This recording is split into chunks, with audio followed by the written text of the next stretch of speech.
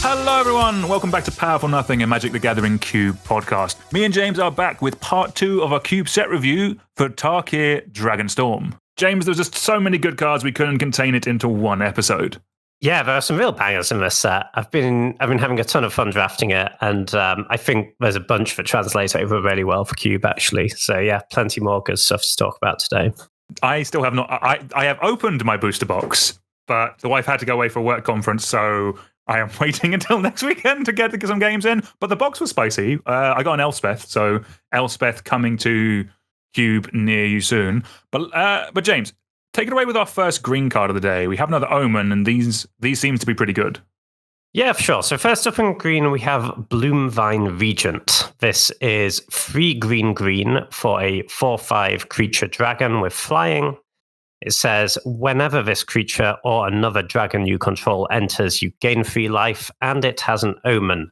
So as a reminder, an Omen is a alternate way to cast for costs. It's a instant or sorcery. When it resolves, it shuffles back into the library.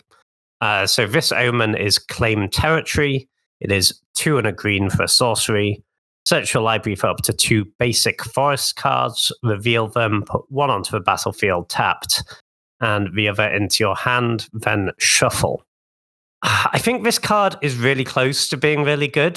The dragon's just fine, right? The dragon's like, you wouldn't look twice at it if that was all it did, but it will come up and be good.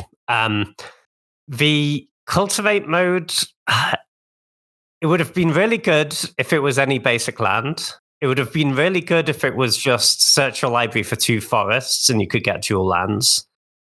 Your 3 mana ramp spell not giving you any fixing, I think, is really, really rough, though. And I think that's enough for me to just not really want to put this card in. Like, I know, I just don't think mono green is a thing in that many cubes anymore. And if I'm playing green with a bunch of other colors, I sure need my 3 mana ramp spell to get those other colors.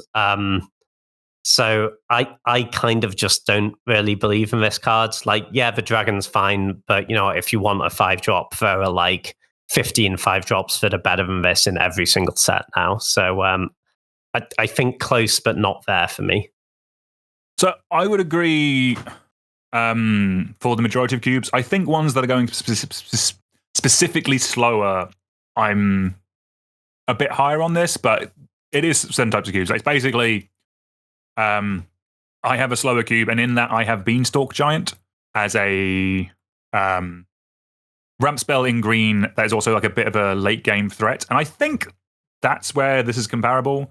I think in maybe lower powered things that are going a bit slower, I think for me, I'm going to test this in my cube where I'm already running Beanstalk Giant, because this does get you 2 lands. Yes, Beanstalk Giant does let you splash and has the potential to be larger, but realistically, like a 4/5 fly is on turn 5 is pretty good, like compared to Beanstalk Giant, which does come out quite a few turns later. The added evasion I think is nice in that specific slot, and also oddly in my cube I also have a food deck, so gaining 3 life is oddly relevant. This could be one that kind of like fits in a cube I have, therefore I'm a bit higher on it, but I don't think it's a bad test, but I do agree that kind of generally mono green isn't as good as it used to be in higher power level cubes. I think in more budget environments or in slower cubes, I think this is fine. I don't think it's amazing. Like, probably like basically the reason to run this is if you want a cultivate that's also a creature. Basically, there's 2 options: this or Beanstalk Giant, and kind of like whichever flavor you're feeling is kind of what is the one you end up with. Yeah, that's fair. Maybe I just play too many colors, and that's why I want Beanstalk Giant. But I do want Beanstalk Giant over this card in general, I think. Probably worth flagging as well, the reason we're not really talking about the other dragons gaining you life part of this card is just that this sort of dragon tribal stuff is always worse than it would be on most other tribes. Not because dragons are bad, but because dragons are all expensive. So you're just not going to trigger this that often. And when you do, you're winning the game anyway. It doesn't matter that you gained 2 life if you cast 2 dragons after this. You cast 3 dragons, you are already winning. So yeah, and that applies for like a lot of the dragon synergies in this set, right? Just because there aren't cheap dragons, we sort of value them a little bit lower than if it was when another elf enters, you gain 3 life, for example. I mean, I'm assuming that's literally why they made Omen as a way of getting more dragons into this set. Yeah, for sure. Yeah, that's exactly it, right? It lets you convince yourself that your dragons are 2 drops, and that's great. On the curve, it looks way better. Yeah, I really agree. Kind of like it'll come up more when we get to another card later on, but kind of like in my dragon commander deck, Karthus, Tyrant of Jund is the dragon in charge of that deck. It's a dragon deck. There are 16 dragons in that deck. You compare that to an elf deck where you might have like 40 elves, or a zombie deck where you might have 40 zombies. That is so much lower, and like that is very much true in like anywhere those kind of decks are. Just because you can't run 46 drops, as much as we all want to in Commander, as much as that is like Baby's first Commander deck, it's just a wedge of 6 drops. You can't do that, and the same is true in Cube, unfortunately. Yeah, for sure. All right, we have another Omen up next. Next up, we have Disruptive Stormbrood. It is 4 and a green for a 3/3 creature dragon with flying. And when this creature enters, destroy up to 1 target artifact or enchantment. But it also is an omen called Petty Revenge, which is 1 black for a sorcery omen. Destroy target creature with power 3 or less. I'll be honest, I think this is similar vein in terms of power level to a bunch of the other uncommons that we've seen. I think this is a really solid split card. If I'm honest with you, I really like this. Like, I know like Smother was playable up until not in the last like 5 years or so. I think Smother isn't a terrible card, and while it is a sorcery, it does come on a dragon. But yeah, now we get 3. Now we get a 3/3 flyer attached to our Smother that's also a Rec Sage. I think I like that. Like the last one, and with mostly split cards, it is for slightly slower cubes rather than the less efficient ones. Like I think that's where we settled on a lot of them in the last episode. That basically all of these will struggle in super high power level cubes, just because while the flexibility is good, you need to be more efficient. Like 5 mana for a Rec Sage in a cube where you need a 3 mana Rec Sage isn't going to cut it. But in slower cubes and in more budget cubes, I think this is pretty good. That basically, once you kind of cross that border of like efficiency and go into flexibility, if that's more where your cube is, if your cube is more mid-rangey, then I really like this card. It answers the things early, and late game it can blow up something big and dumb that like a Portal to Phyrexia, something like that someone's taken over the game with, and is also a 3/3 body as well that flies. I think very solid card. I'm probably going to test this in my slower cube. Yeah, for sure. I like this quite a lot for anything that isn't super high power level. The removal spell is just totally fine. Like, there are plenty of decks that would run this without being able to cast the green half, I think.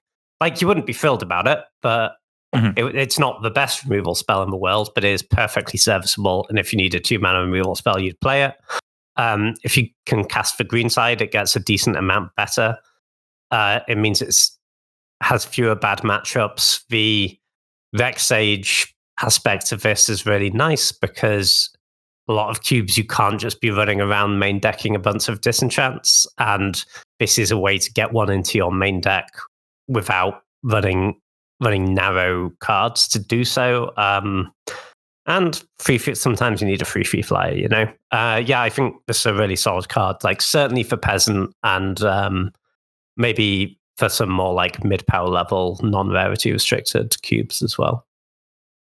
One final thing worth mentioning with this card is that outside of Pest Infestation, which is just a very good magic card and also an infinite mana sink, generally these Rec Sage effects in green are better on creatures because you can do things like Green Sun Zenith for them, and like, well, you don't really want to be natural ordering for this. It's technically a thing you can do.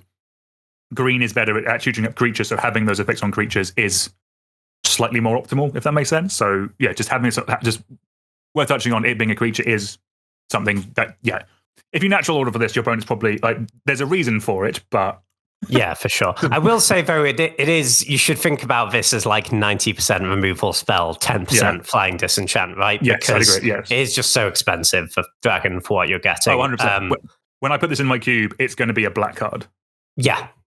Like that's where I will be tagging this. Yeah, I think that makes sense. Like, I think there are matchups where you really want to disenchant, but you'd actually probably board this out, right? If they don't have good targets for removal spell, and just try and find a more efficient disenchant, because 5 is just a lot. It's more the situational, sometimes this comes up part of the card than what you're actually planning to do with it.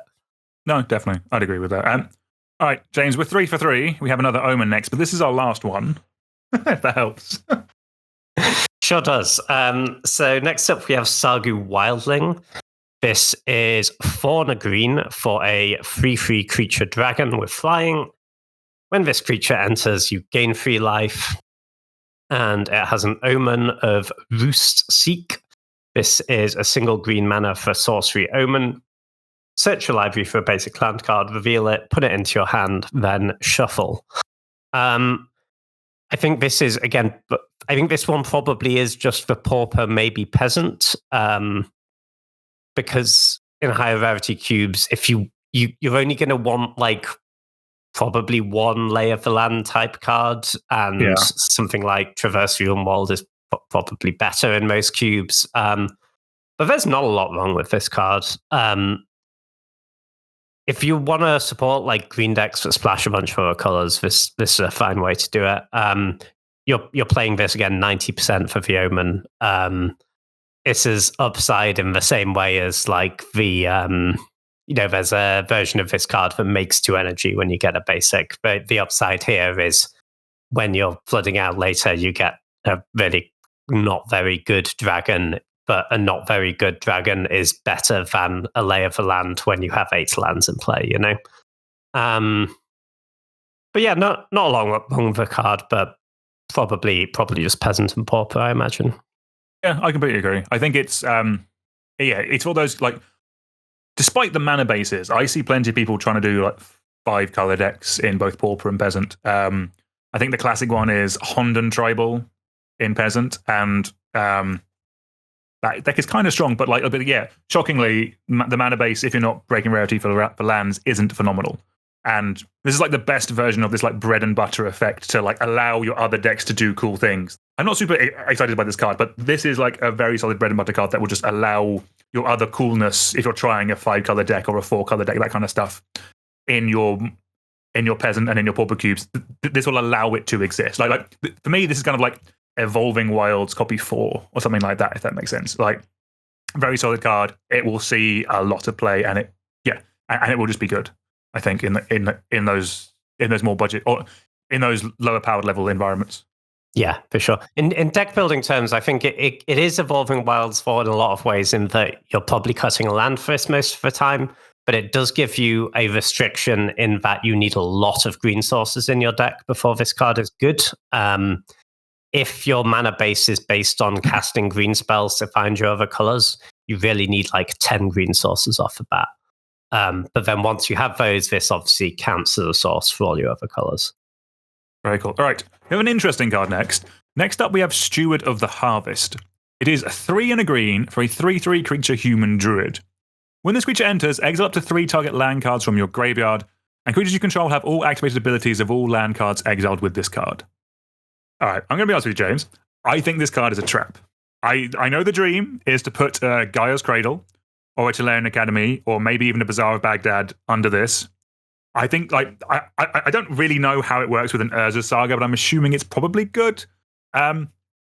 It does not work at all with Urza Saga, sadly. No, because it doesn't have the activated ability when it's in the graveyard.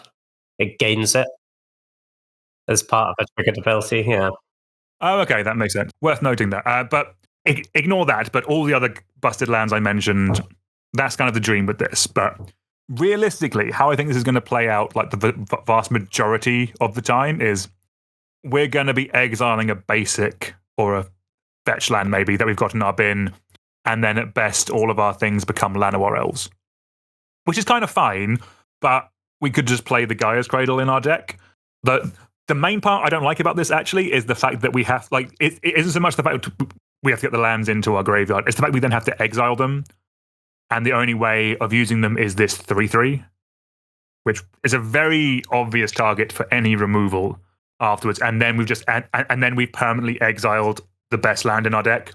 I I said this last episode about about a few cards, and I'm going to say it again. I think this one is very Commander, if I'm honest with you. Like it'd be very cool, and I think you can do some very awesome things with it. But I just think in Cube, if it was a 4-mana 4/4, we might be talking. But like oddly, the fact that it's undercosted nowadays, I think is just is a bit of a no for me. Like it also doesn't mill yourself. It doesn't add mill. Maybe I'm asking too much from cards in 2025, but I'm used to having things that do everything. Yeah, for sure. It's kind of janky. I think it has some upside, though. I've seen this card cast in Vintage, and it was cool. How were they casting it? I say cast. They were dread returning it, and then like my Basking Root Wall as a Bazaar of Baghdad sort of vibe. That does sound cool. That does sound like something I would like to. In Cube, this is janky, but I think it's cool, and I think it will have really good games. I'm not saying it will be good for your deck in the aggregate, but I think there will be games where it's phenomenal. The stuff I'm excited to do with this, Cradle, as you mentioned, that makes a lot of mana, sure. I think the two I'm really excited about, though, are Bazaar of Baghdad and Strip Mine. Like, all my creatures are Strip Mines. In a lot of decks, will just end the game right away. Bazaar, you're going to get through your deck so quickly, so you only need kind of like one thing to actually pay you off of that, and you can probably win. If you're going down a level from there, like, Cradle's good. Academy feels... I just don't know that you're putting this in an artifact deck, so I think that might be tough. Exiling a fetch land... most of the time isn't great. You can turn your creatures into lands, but that's not amazing. You can kind of get something going if you have a creature that landfalls to make a token, like a Springheart Nantuko or something, because then you can sack those tokens to get more lands and trigger again. But it's all kind of on the delay because they're summoning sick most of the time. So I think really we're here for like Bazaar of Baghdad or Strip Mine most of the time. It's probably like, obviously this isn't for super high powered cubes, but if you're like more like slow janky but you have powerful cards like Bazaar in your cube, then maybe this is something. I think the point about removal is the issue though, right? Like, I always wish with these really high setup cost creatures that they... like, I don't care about this having 3 powers, you know? Make this a 1/5 with, like, Ward 2, and I'm so much more invested, you know? Yeah. Like, if you do all this work, right, you get your land in the graveyard, and you cast this 4-drop, and you have assembled all these other little tokens in play to do the thing, and then they just lightning bolt your creature. That feels so bad. No, I know, I think that's what I'm mainly worried about. Like this is... I feel this is very Commander, but we will put a link down to Fire Truck Modo's video where he does do this with Bazaar thing. I'm assuming he's having a lovely time with that. Yeah, I mean, this card seems like it was tailor-made for Josh to like 2-3 a Vintage League with, you know? Sabotage Josh's challenge. He'll go from winning with regular Vengevines to losing Dread Returning this or some nonsense. But there is a video up. I haven't watched it yet. Maybe Josh can make it work because Josh is a crusher in Vintage. But I can't imagine this is the tier 1 strategy. No, definitely. Yeah, we'll do a cheap plug for Josh. Probably top 5 to ever tap a Bazaar of Baghdad. I'm going to put it out there. Love that boy. All right, let's keep it going. We have our first multicolored card of the day. Also works with lands. Let's take it away. James, do you want to take it away with Glacierwood Siege? Yeah, so Glacierwood Siege is 1 a green and a blue for an enchantment. It says, as this enchantment enters, you choose Temur or Sultai. If you choose Temur, you get whenever you cast an instant or sorcery spell, target player mills 4 cards. Or Sultai, you may play lands from your graveyard. Okay, so we've got a 3-mana Crucible effect, but we're in blue-green. Is, I think, the baseline we're at here. something's gone very wrong if you're ever picking Teema with this card. I'm going to be honest with you. Like, I am never picking Teema in my life with this card. I don't know, man. 4 cards is a lot of cards. Yeah, but I'm already in a Sultai deck. I have other ways of milling. No, I don't want to mill me. I want to mill them. I guess, yeah. Again, yeah. This is our difference, James. This is where we differ. But yeah. Sorry. Yeah. Please carry on. Yeah, so obviously, like, if we were just looking at the Crucible side, we'd rather just play Crucible, right? It's colorless, or play one of ones with good upside. I think the reason you'd consider this is, cube decks only have 40 cards in them, and especially like for sort of blue-green, fast bond, time twistery type decks, those decks cast a lot of instants or sorceries in a turn, I think you can mill someone out with this pretty legitimately. I do think that I could really see that working. There's also maybe applications with like Underworld Breach. Yeah, like, and Brain Freeze and stuff. So, like, in theory, like, how many cards do you need to cast with this before you just kill your opponent? Like 8 instant sorceries over the course of a game? But realistically, a lot fewer, right? Because they've drawn a lot of their cards, right? Yeah, I'm generally assuming this is going to be more in the region of like 6 most of the time. Because people do just take, people play fetch lands, they play cantrips, they do tend to help you a bit. This is, I think, good with Breach, though, sort of as the I didn't get Brain Freeze, but I have an Underworld Breach version, because say you have like this, an Underworld Breach, and a Gitaxian Probe. Then you escape Probe, exiling 3 cards from your graveyard, and this mills you for 4 cards. And then you can just rinse and repeat, and you're drawing a card and going up a card in your graveyard every time. Quite hot, James. I do like that. I think there's something there, right? And then you mill over your whole deck, and then like maybe you have a fast Oracle or something. I don't know. That feels like something to me. I think probably most of the time when this is played, it will still be for the Crucible of Worlds effect, which, I mean, we don't need to talk about why Crucible is good. I think people know that. But I sort of wonder if there's enough utility off of that milling effect that maybe it's better than some of the other options. I don't know how you sort of rank for Crucible effects we have available. I think I have Walking Closet, Forgotten Cellar first, because the front half of that is a 3-mana Crucible in green with only one green pip, but then the backside is a Yorgamos Will attached to it, which is kind of vibes. I then probably have Round Up Excavator second, because it's a creature and because of creature tutors in green I mentioned earlier. And then third, I have Conduit of Worlds, because it lets you cast a spell from your graveyard each turn.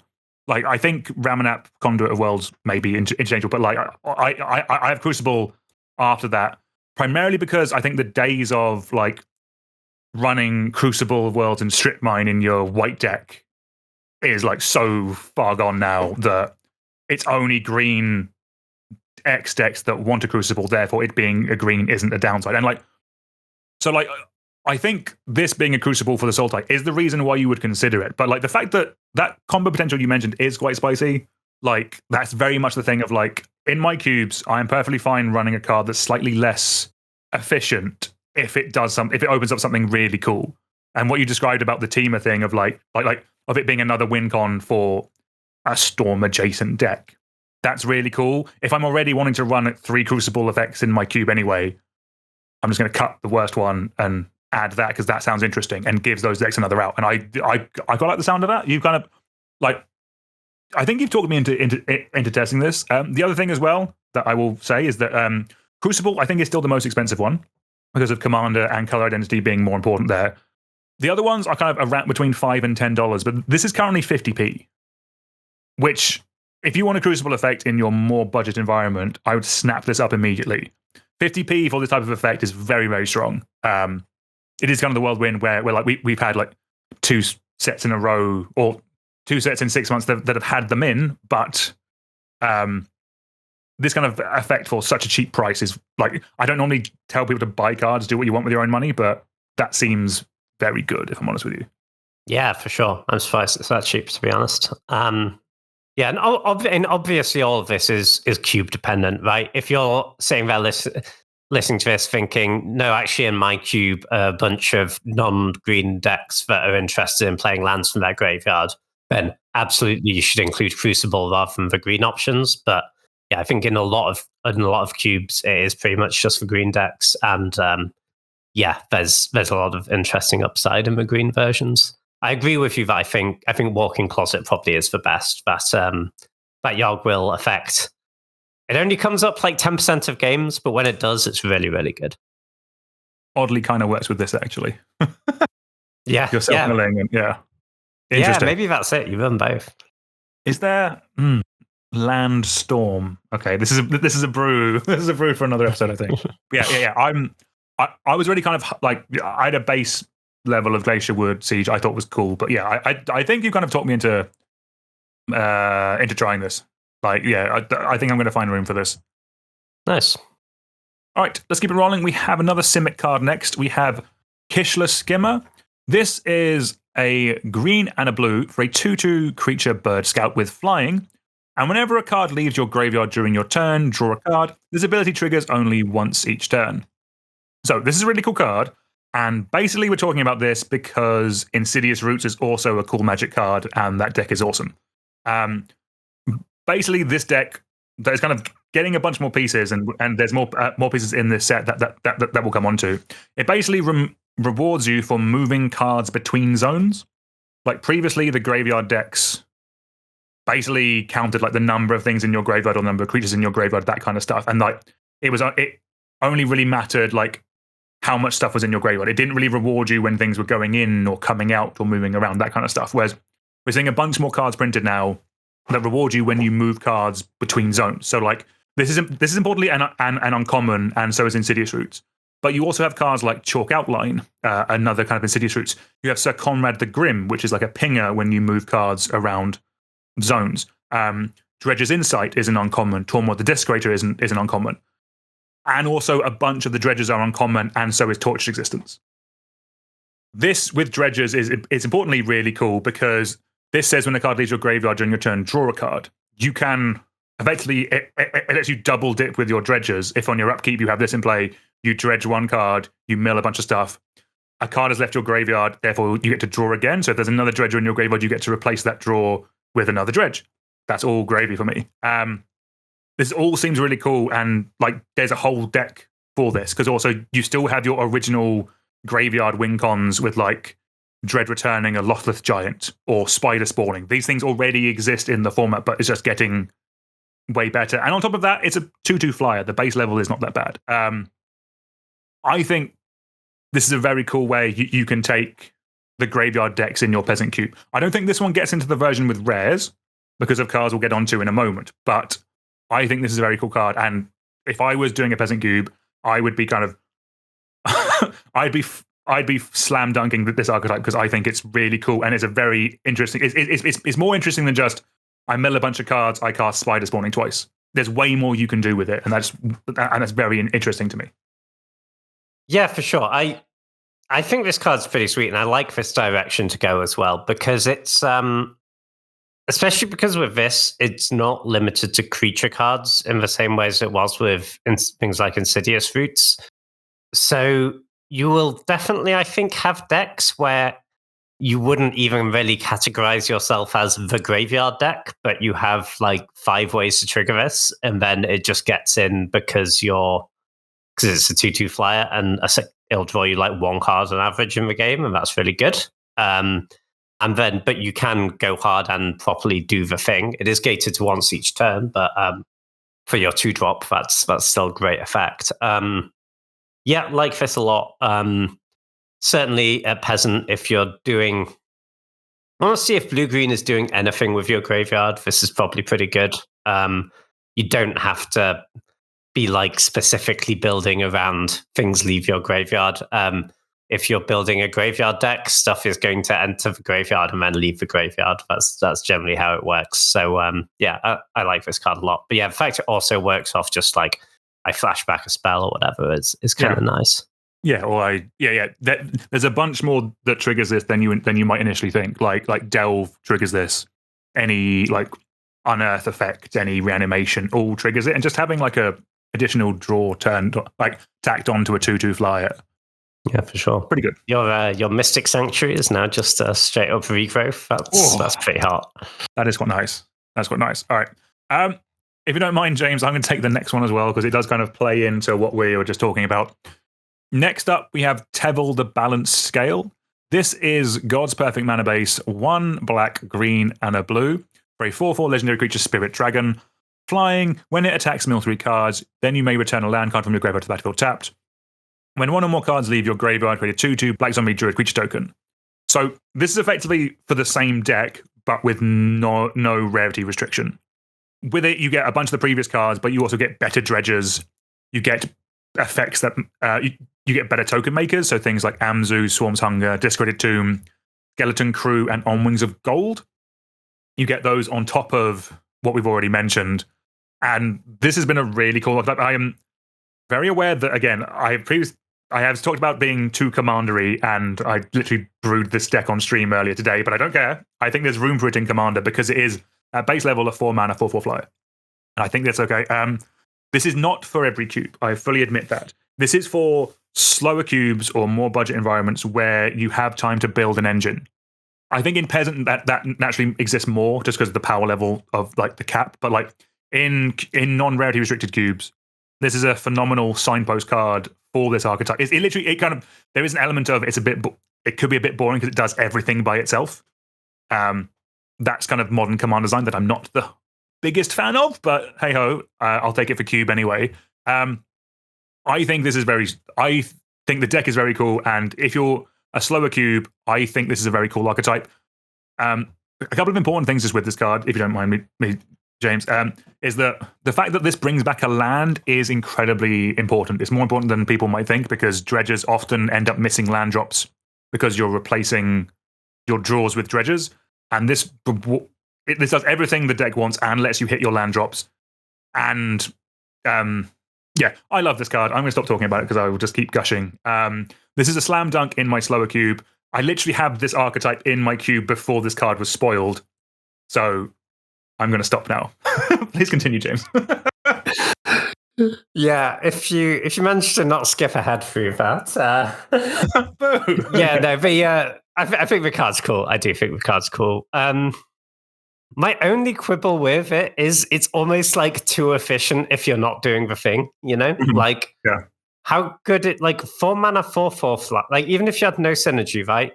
4 mana, 4/4 flyer, when you attack, you get a land and a 2/2. Yes. That's really good. Yeah. That's really good. Like this is clearly a card designed for Commander, but in one-on-one, that is a lot of value. There's a lot of value. It's I almost wish they like made you do a bit of work, you know.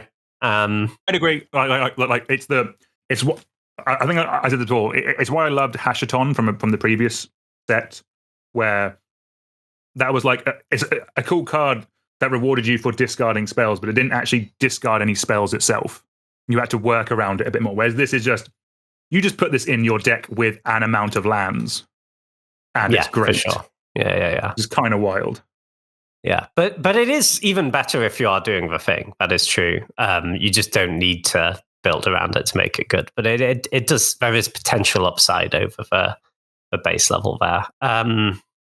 It's also again isn't restricted to creatures in the way Insidious Roots is. This could also do stuff with say like if you're doing fast bond Crucible stuff. This could easily spew out a lot of zombies. That's kind of cool. But yeah, I think 90% of what we're here for is we're going to put this in our decks and attack with it, and that's going to be really powerful. But yeah, any sort of, because the thing is, it's also fueling all your other graveyard synergies at the same time, right? When it's attacking, there's really not a lot of bad thing. I mean, the only bad thing to say about this card is they might kill it, but this is what happens to creatures in Magic the Gathering. And you do have to be able to cast it. Like it is it being you don't get. You get a limited amount of guild slots in your cube, and you get even less 3-color slots. Like I don't think you can run this card unless you already have in your cube designed. You already have a 3-color card in each color, or it's already the mana base is already designed, and the speed of the cube is already there. That people are getting to 3 colors. Like it's like this isn't so much like a multicolored payoff, if that makes sense. In the same way that something like Omnath is. I think just this in a regular slower cube might be a bit tricky. I do think you need a decent mana base because like you want to be getting this out on curve basically. Keep saying slower cube. I don't feel like this card's that slow. It's 4 mana and 3 colors. You won't get this out until at least turn 3. Fine. I just attack with my 4/4 flyer and start making dudes. I know. I'm not saying I'm putting it in powered cube, but I think like most stuff outside of that, this is probably at least solid. You're absolutely right though. Like people need to be able to, it's not easy to cast, and you can't just be throwing in 3-color cards if your cube doesn't really support that. So I guess probably for that reason, I would only put it in if it was thematically worked with what Sultai is doing in my cube. Yeah. Like, honestly, I would put it in, right? Say you have blue-green is doing graveyard stuff, green-black is doing graveyard stuff. Even if you're not explicitly saying like, hey, Sultai is doing the thing, this is still splashable in either of those contexts, right? And it's quite strong. So I think in that spot, I'd be inclined to at least give this a test. Generally with 3-color cards, I'm not like, like 2-color cards, you'll often try and have like roughly the same number in each colors. I don't think in general that's a great approach for 3-color unless it's very explicitly a 3-color cube. I'd just say like default to don't put them in, but if there's one that's really cool for what my cube is doing, and it's splashable, then we'll put it in. And I think that this in the right cube will meet those criteria. No, yeah, I think that's very fair. Because like that's the thing. Like I have a unpowered vintage cube that has 4. I have Satya, Inspiring Ultimatum, Leovold, and Cruel Ultimatum as like tricolor cards. But in my multicolored cube, I have 2 of each at least. 2 of each 3 colors. So kind of like I think my thinking was this is a very easy slot into my slower multicolored cube because I know people can cast it. I guess there is an element of like it might not be as reliable in my regular cube, but I see what you mean. Like if I was close to this archetype, it's just really good. So maybe we should just be testing it. But I think I have waxed lyrical about this card a bit too long. I've literally spent an hour talking about it earlier today as well. So let James, let's crack on. Talk to me about Songcrafter Mage. Yeah, this is a cool one. So Songcrafter Mage is a green, a blue, and a red. So a Temur mana for a 3/2 creature human bard. It has flash, and when this creature enters, target instant or sorcery card in your graveyard gains Harmonize until end of turn. Its Harmonize cost is equal to its mana cost. So as a reminder, to Harmonize, you can cast the spell from your graveyard, you exile it when it resolves, so it's like flashback, but you can tap a creature as an additional cost to harmonize it, and if you do, then the mana cost you have to pay is reduced by that creature's power. I like this card a lot, actually. Again, runs into all the issues with 3-color cards that we just discussed, but I think this has a lot going on. So kind of the obvious comparison is Snapcaster Mage, right? But I actually think this has very different deck building incentives from Snapcaster. Snapcaster really pushes you to play very, very cheap instants and sorceries because you want to be able to like Snapcaster a cantrip or a removal spell on turn 3, for example. This isn't that good if you're flashing back 1-mana spells, right? Then you're just paying more for a really hard to cast Snapcaster Mage. That's not great. The time this feels powerful to me is if you want instants and sorceries with a lot of generic mana in their mana cost. So you can maximize that harmonize ability. Like, say, for example, you had a fact or fiction in your graveyard. Well, on turn 4, you can flash this in. You even get to block their creature. And then before damage, you tap this to harmonize and flash back your fact or fiction for just paying the 1 blue mana. That actually feels very powerful to me. Like getting to use this a block, like it's got 3 power, it will trade for stuff. and like, you paid for the equivalent of just casting the fact or fiction, but you got your 3/2 on the way through, right? Like that actually feels very strong to me. So yeah, I think there's something here. It's it does run into the issue of like it's a 3-color card that isn't super directional. It's kind of just a good card, and it's hard to cast. So I don't think this is one you're realistically going to put in outside of cubes that are explicitly supporting playing 3+ colors. I think if your cube is doing that, this is probably a good test at least. So I think the main, so I think the one thing I would add to that is it's a multicolored card that doesn't actually really help you cast other multicolored cards. That is a bit of an issue with this because the Harmonize, it's not like Convoke. It doesn't take off colored pips. It only takes off colorless pips, which is quite tricky in a, like, this costs Teamer to cast. So, like, this doesn't help you cast, like, your Ultimatum or anything like that, for example. That is a bit of a drawback. So this is more things like, I don't know, like hard casting your Lore in a bit. Like, I guess it's quite good with, like, extra turn spells. Like, I can see this maybe in like a lower powered, in a slower environment where, like, you don't have Time Walk, but you do have, like, Time Warp or Temple Manipulation. You have, like the slightly chunkier extra turn spells that cost, like, 5 mana. This will turn them into Time Walks. Like, that's kind of cool.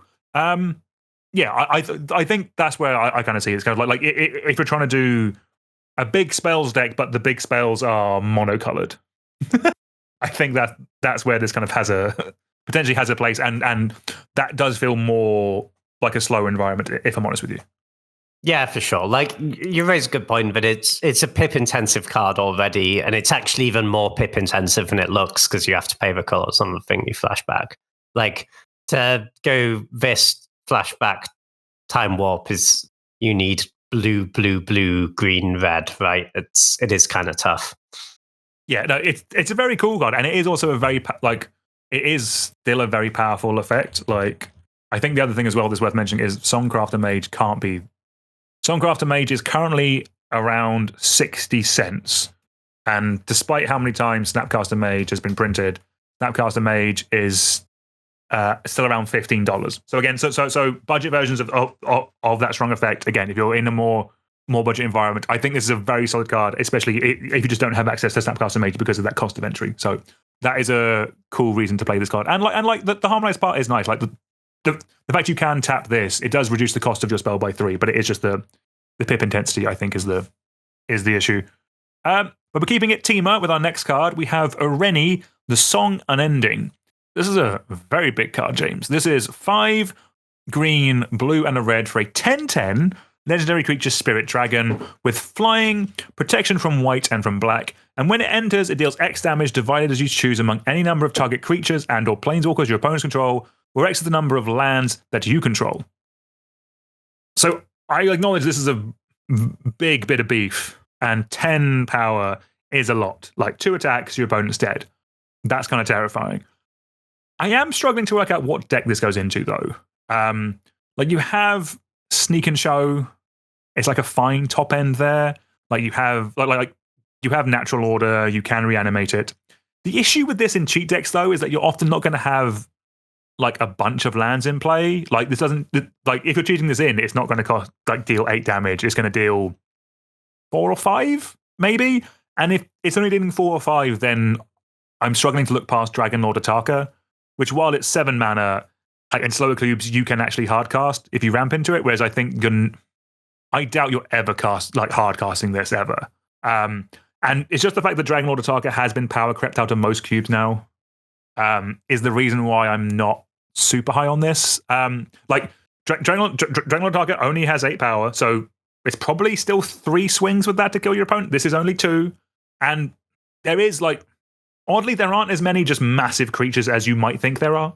Like, there's literally kind of like the 20 or so you can remember, and then it kind of drops off a cliff, basically, like, in terms of just big power and toughness. So if you just want a massive amount of power and toughness, sure, and you open one, the one or the bigger downside with this card, if I'm honest with you, is that it's a mythic dragon, so it's probably going to be quite expensive, whereas Dragonlord Tarkir is probably quite cheap. What do you think, James? I know you added this one to the list, and you do like a good dragon. So, what's your thoughts on her, any? Love a good dragon. Yeah. The thing that has me interested in this is the pro-white, pro-black part. Okay, that's fair. Because, so the reason we think that your reanimate or natural order abilities generally can't just be stats, right? They need to do something on the way in, is that if you get something that's just a bunch of stats and then they kill it, then it's horrendous for you. How the hell are they killing this card? 4 lightning bolts. Exactly. It's real tough. Like, it is difficult, yeah. Pro white, pro blacks, that's all the exile removal, all the destroy removal. That's a very good point, actually, yeah. People don't put plummets in cube, so green can't kill this. Good luck finding enough burn spells. Red can't kill it. I guess you can bounce it in blue. There's not that many bounce spells that see a ton of play, but I guess you could bounce it, but that's kind of about it. So I think, sure, maybe your own, if you're cheating it into play, you're not dishing around as much damage as you would ideally like with the ETB, but it feels like because this is so overwhelmingly likely to stick, but maybe that's okay. And I like that it's a reanimator thing that you can also natural order for. I just like it when the fascies have a bit of overlap in that sense. It's not amazing to sneak. I guess it's fine. I don't think it's great to sneak. It's certainly on the lower end there. Unless it's dealing the last 10 damage, I guess. Yes. Yeah, for sure. It's a massive lava axe at that point. yeah. And yeah, it's pretty difficult to hardcast. I mean, you can make blue, red, green by the time you get to 8, but it's just really hard to get to 8. So yeah, I'm not factoring in hardcasting this particularly highly. But yeah, I think to reanimate or to natural order 4, I kind of like this card because I just think it's going to kill something and then they're not going to be able to kill it and then they're going to die. No, that is a very good point. Yeah, I guess to an extent, I am kind of, when I'm thinking about big targets, it is stuff that to an effect, like, I guess just maybe Flash has just ruined my evaluation of cards. I guess I want like a full card's worth of value out of a card before. And to be fair, probably the rise of Flash is probably the main reason why Dragonlord Tarkir has been power crept out, because it only deals 5 to something, whereas we could be making a 7/7 or making an opponent discard a card and drawing a bunch of cards. So yeah, so I guess okay. I'm higher on a Rennie than I initially was. So yeah. I could say just how do they deal with it? It's a very good point. Yeah. All right. Next up, we have a cycle of cards that I just wanted to mention before we jump into more specific individual cards from the cycle. In this set, there are 10 gold Khan cards. There are 5 at common and 5 at uncommon. That are all very interesting, and I think all at least warrant a test at Peasant and Pauper, because there's 5 commons and 5 uncommons. The way that these kind of work is that they're kind of this.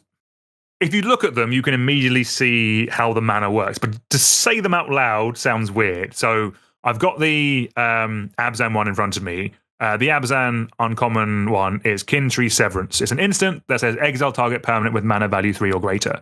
The mana value for it is either a 2 and a white, a 2 and a black, or a 2 and a green. So you can either spend an Abzan to cast it, or 6 generic, or any kind of combination in between that. Why I want to talk about these as a whole cycle is that these are incredibly flexible cards. And because they are commons and uncommons, we've already kind of discussed that kind of like how in super high powerful cubes you can't, like, you need cards to be efficient. But at common and like, I know there are some very strong and powerful commons and uncommons, but you do have a bit more time. I think that could lead to more flexibility. Like I think I mentioned like a Honden deck earlier. Like 4 or 5 color decks do exist in these formats, and in those type of environments, I think like they all do. There's a wide range of very cool and very interesting cards here, and they do also open up effects that you don't always get in those colors. So, for example, the Kin Tree Severance we mentioned is an Abzan card that exiles target permanent with mana value 3 or greater, but it can be 4 generic and a green to exile a permanent. That's not something that green normally gets hold of. Green doesn't exile permanents. That's a white and black. So it's kind of tacking on the ability of the other colors, and you pay more to get it in. Like you could run this in a Teema deck in a peasant in a peasant cube, but it costs 5 there. That kind of thing. These cards are interesting. James, what do you think about this whole cycle of cards? Yeah, I think they're pretty interesting for Pauper and Peasant. It's kind of nice that they give you the access to very flexible, efficient cards that you might not always get at that power level. You have to go into 3 colors to get that maximum efficiency, but they're not super punishing if you went in the draws where you don't get that, right? Like, if you're black, green, splash white, then sometimes a removal spell costs 3 and it's very flexible and it exiles, and that's great, and you've got a premium card. But you don't get massively punished when you didn't draw your splash color because you just cast it for 4 and it's still fine at 4. There's one in particular I think that I'm interested in at higher rarity cubes, which is Rakshasa's Bargain. This one's kind of the most interesting to me in that I think it might see play outside of like Peasant and Pauper. So Rakshasa's Bargain is... I'm going to trial 2-brid as a way to describe this. So I like that. Okay. A hybrid with 2. Yeah. So it's a black 2-brid, a green 2-brid, and a blue 2-brid. So you can play a Sultai, or you can pay 2 to offset one of those. For an instant, you look at the top 4 cards of your library, put 2 of them into your hand, the rest in your graveyard. This is just an effect that has generally cost 4 mana in the past. You look at things like Glimmer of Genius, the instant speed, look at, I mean, Glimmer doesn't even always look at 4, but, look at 4, take 2, has generally cost 4. Obviously, this will sometimes cost 4, but it'll sometimes cost 3 if you do the work, And I think that makes this, in a multicolor cube, where you're sometimes going to be able to play this for 3, because it's not bad if you play it for 4, and I think it's very good if you play it for 3. I think that makes this worth testing. Also, unlike a bunch of those other options, puts the rest in your graveyard is really nice. That's going to fuel up your graveyard synergies. I think this card is worth a try. Because you will sometimes just put this in your Dimir deck, right? And that will be fine. I think it will do what you need it to do. But also, most of the time, you can find like a green jewel land to put in your deck. And then, hey, you at least have some outs to cast it cheaper. And that's really nice.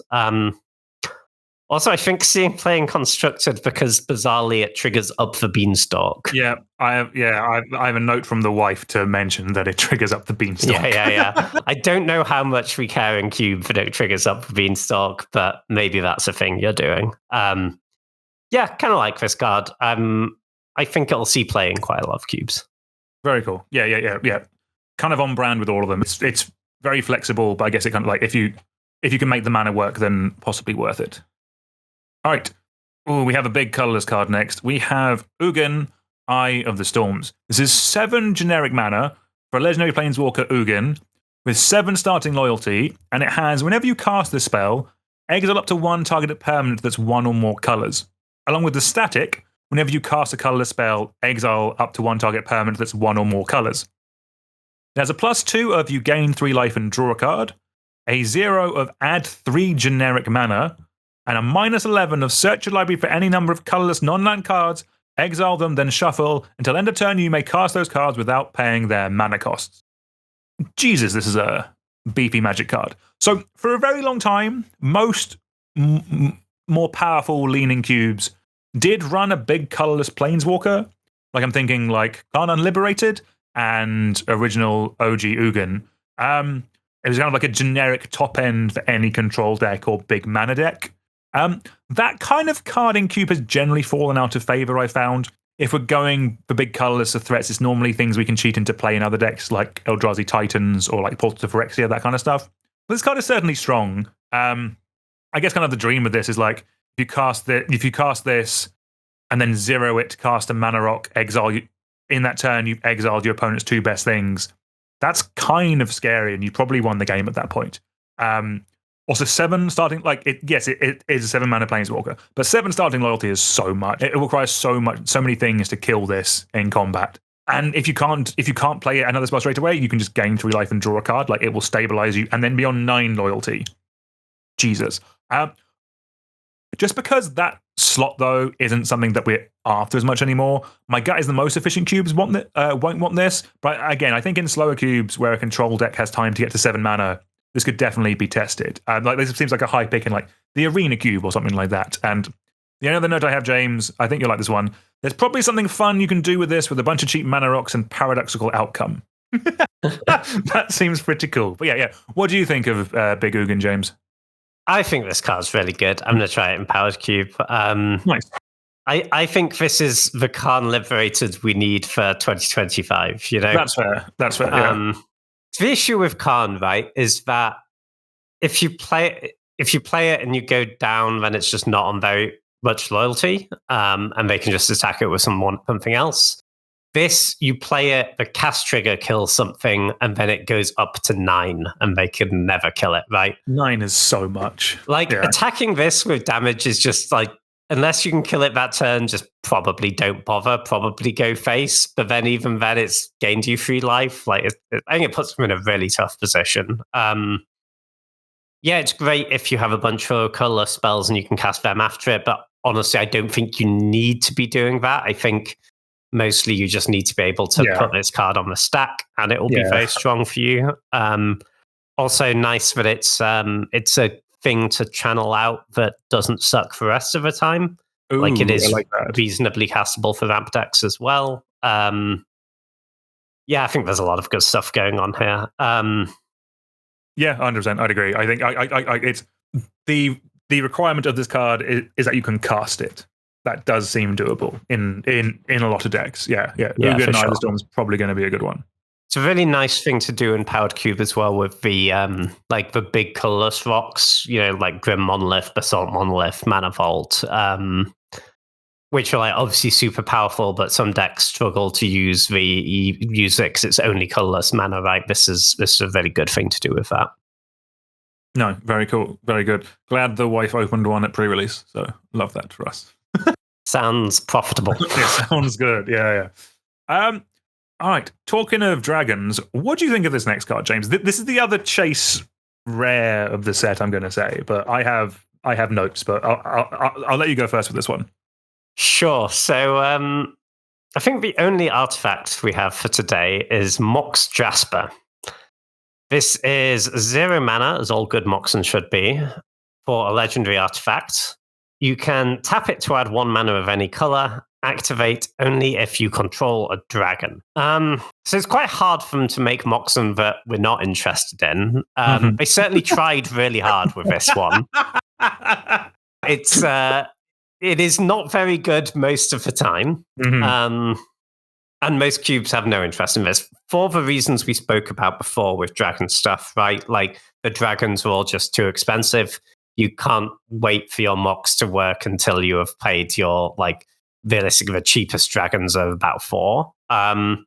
So why are we talking about? I think there's a narrow place where this card is interesting. I've seen in a decent chunk of the wackier cubes, shall we say, the theme where they have just a bunch of disparate tribal lords and then a bunch of changelings.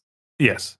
If you have a bunch of 1 and 2 mana changelings, I think this card's kind of interesting to put in a lower power level cube. And hey, sometimes you get this Mox, right? Because it's not going to be, even when it comes together, it's not going to be busted. It doesn't help you cast the first spell you play, but it does accelerate you from 2 to 4 or whatever. And it's fun to play with Moxen, and it's cool if you can do that in a cube where you wouldn't normally be able to. But I think cheap changelings is the only context in which I'm interested in this card.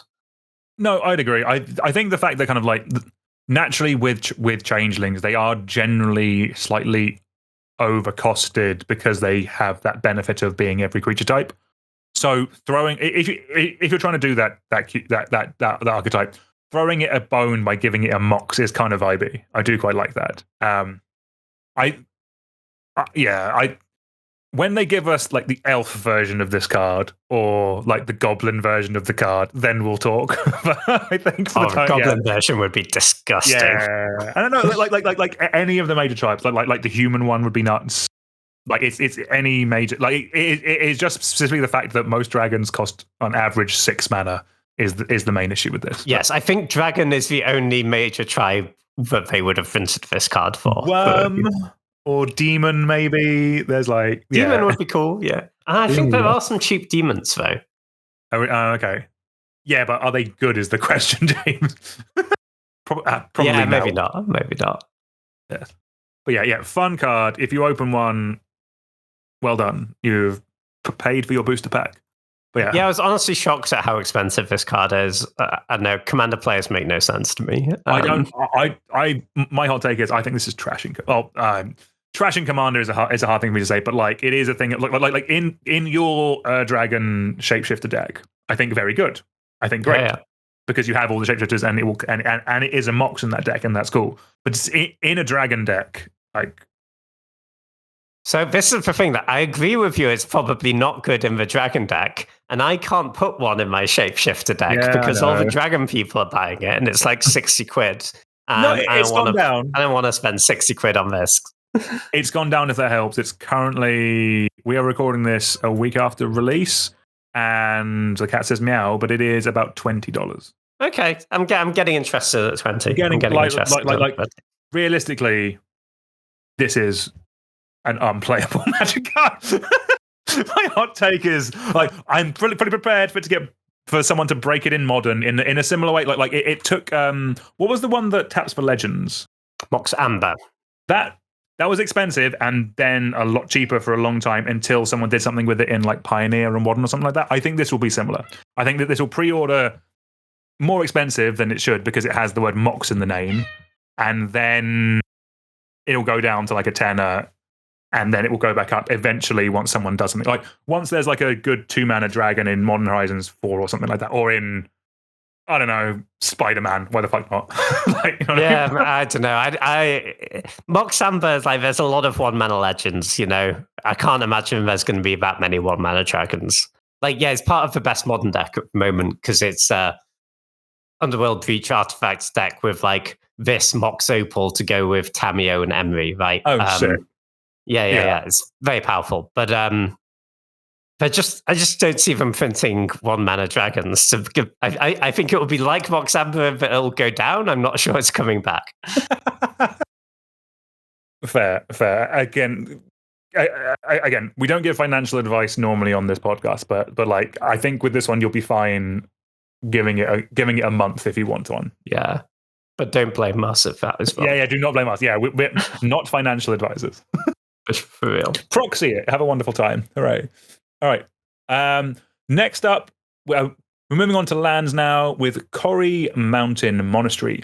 This is a land that enters the battlefield tapped unless you control a plains or an island.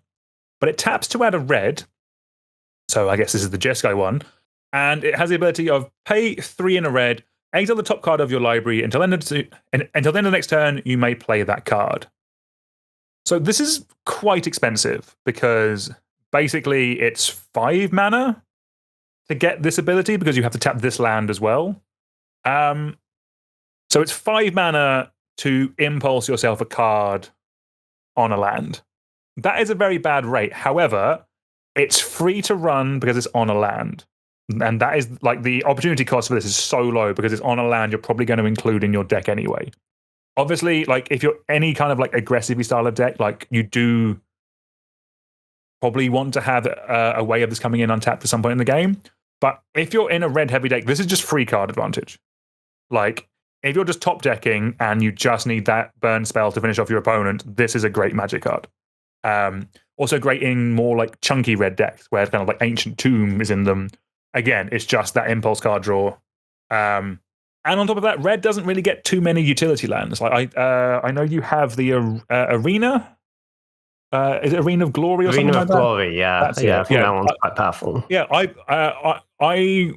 my opinions went up on that card when you hasted 2 creatures against me. I was like, wow, you can do that. That's pretty good. But apart from that, it is more just like generic kind of like make a token, that kind of stuff, which red doesn't really have that much of an issue doing. You know what red does normally have a bit of an issue doing, and that's card advantage. And this being on a land, I think, is quite solid. Like, it's the bigger issue with this card is just finding a slot for it in your cube. If I'm honest with you, that's more the bigger issue with any utility land. But I think this is a very solid card. Like, I can't think in Commander, I can't think of a red deck where I don't run this, and that's probably the same for most of the cycle. But for cube, it is just it's finding the slot to get it in the first place. But red is probably the weakest in terms of those utility lands. Like, I think the only red utility land I have in my main cube is Great Furnace because it's an artifact. But outside of that, there aren't really many that excite me. But I think that this is a very solid card. Yeah, for sure. I mean, the ability is expensive, but I think in a lot of decks, it's going to be so free to run this land that you're okay with it. And yeah, it's an expensive ability, but it is an ability that actually matters in the late game. You know, this will, if you've both run out of resources, this will actually win you the game eventually. And that does make it interesting to me. Interestingly, it's kind of better if red isn't your primary color in some ways, right? This is your splash, I guess. Although, if you're heavy blue splash red, this is always coming in tapped almost, right? It is, but then the ability is harder because this can't be your only source of red because you need a red to activate it. It is, but equally, like you're basically only activating this when you've already played all your other cards, right? That's very true. Yes. So, like, you can probably find another red by then. Obviously, it's less good if you have like 2 other red sources. But I think, if you're like, I don't know, like 10 blue sources, 7 red sources, maybe this becomes very free, right? I think the only reason it won't see a play in a ton of cubes, I imagine, is just what you said about slots. Like, these cards actually just see a lot more play in stuff like Constructed, where you can just add all the non-basics you like, and as long as you have like 1 basics fetch off a Field of Ruin, you're fine. In Cube, all of those things are slots, and there's quite a lot of really good utility lands. And sure, you would, if you put this in your cube, it would always end up in someone's deck. If they take it and end up red, then they're basically not cutting it. But is it better than the other red utility lands? I think Arena of Glory is quite good. Even something like Shatter Skull Smashing, right? And the other double face cards are pretty strong. I think it's a good option if you want to give red a little bit more ability to grind into the late game. Maybe this is one to look at. But there are just only so many slots for lands that don't fix you. Yeah, completely agree. The next one, though, I think is an incredibly strong Magic card. It's the issue. It kind of has the opposite issue of it's in the colors with probably the most utility lands you want to play. What do you think of Mysterized Village, James? Yeah, so Mysterized Village is a land which enters tapped unless you control a mountain or forest, and it taps for a blue. So this is the Temur part of the cycle. And you can pay a blue and tap it, and the next spell you cast this turn can't be countered. It's a very powerful effect. It's going to see a lot of play in a lot of formats. I don't know if Cube is going to be one of them. To me, this feels like if I'm using a slot for a utility land, I want it to do something in most matchups, and this just only has text in like 20% of matchups, right? 30% of matchups. Actually, probably even less, right? Because if I put this in my deck, I'm one of the blue drafters. Yeah. So I have some of the counter spells. Yeah, exactly. Relatively few of my opponents have counter spells. For Cube, to me personally, this feels a little bit narrow, actually. I think you'll put it in your constructed decks. It's free, but I don't know that it gets a slot in Cube for me. I think that's fair. I think this is one of the best cards for Commander from the set. It can go in any, like, it doesn't have to go in a Teemo deck. It can go in any blue-based deck. Why this really struggles for me is because blue also has Sheldok Isle and Tolarian Academy, and I'm not cutting those cards for this. Like, those cards are just so much stronger. Rules question for you, James. I'm pretty positive this is going to work how I don't want it to, but because it says the next spell you cast this turn can't be countered, you can't do this in response to someone countering your spell, can you? Correct, yeah. You have to proactively do it before you put a spell on the stack. That makes sense. I guess kind of like is it a Demir card then when you have a rough idea of what their hand is, or if they just left up mana? But like, it's a thing of like it's not going to get run for all the reasons that we've mentioned, but like there are some upsides. Like they can't counter this because it is a land. Like that is very strong. Oh like, yeah, no. In the matchups, it will be good. It'll be devastating. Like they'll be holding up their permission, and if you play this and then like Tinker or something, it's so over, right? And in the right matchup, you would like hold your Tinker and try and set that up, right? My issue is just that I'm not that interested in putting a land in my cube that doesn't fix colors and is only interesting in a relatively small percentage of the games. And because, see, in the rest of the time, this just has no text, right? It's an island that occasionally enters tapped in like 70% of the matchups. Yeah, my guy is not one for cube, but definitely one for commander. If you or probably Canadian Highlander as well. I not that I know as much about that format, but just anywhere where you really want to protect a combo or a key card, like a commander. If your deck revolves around a couple of key cards, then I think this is phenomenal. I think it's very, very good. Canadian Highlander players are going to love this card. Canadian Highlander people still used to play like old Besagri sometimes. And that card's so bad. Like, enters taps for a colorless. It's a vibe, though. It's a vibe. Yeah. Mistrise Village, I think, is a very strong card. Again, I just think, it'll struggle to get into most cubes. All right, and that's where I think we're going to end it for today. James, overall thoughts of Tarkir Dragonstorm? I really like the set, actually. I think there's a lot of really interesting stuff in here.